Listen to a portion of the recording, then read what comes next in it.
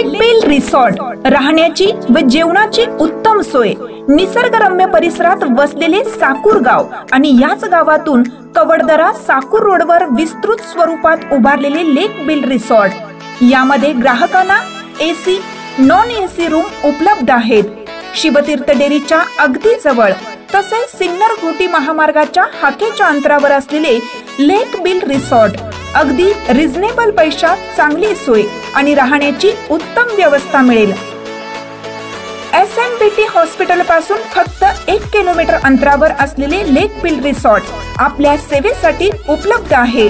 संपर्क साधावा।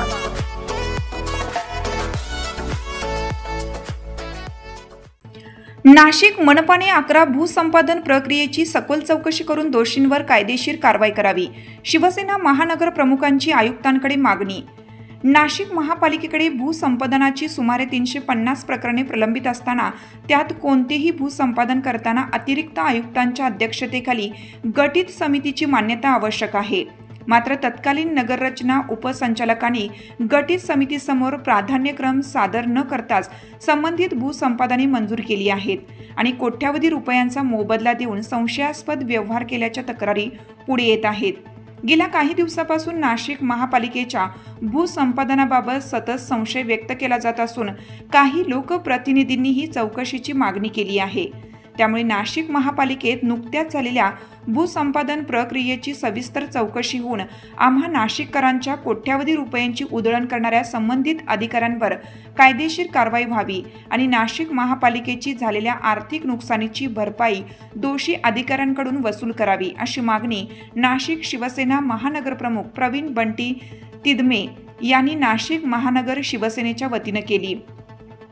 या मागणीत खालील प्रश्नांची उत्तरे आम्हाला व नाशिककरांना लेखी मिळावीत असंही म्हटलं आहे।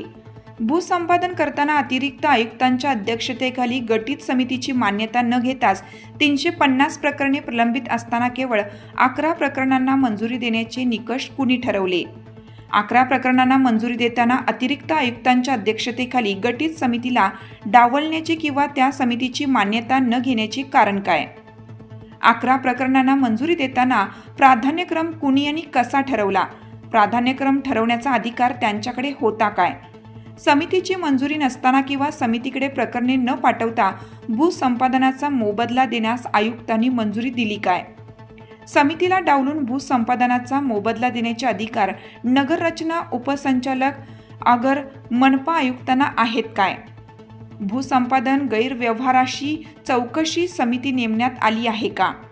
भूसंपादन प्रक्रियेत सहभागी असणाऱ्या अधिकाऱ्यांच्या चौकशी होईपर्यंत अन्य विभागात बदल्या केल्या आहेत काय? भूसंपादन प्रक्रियेत नाशिक मनपाचे झालेले आर्थिक नुकसान वसूल करण्यासाठी काय उपाययोजना करणार? गेल्या 1 वर्षात मोबदला दिलेल्या भूसंपादन प्रक्रियेची आणि वर नमूद केलेल्या 11 भूसंपादन प्रक्रियेची सखोल चौकशी होऊन दोषींवर कायदेशीर कारवाई व्हावी। लोकमान्य न्यूजसाठी संचालक लक्ष्मीकांत शिंदे, नाशिक।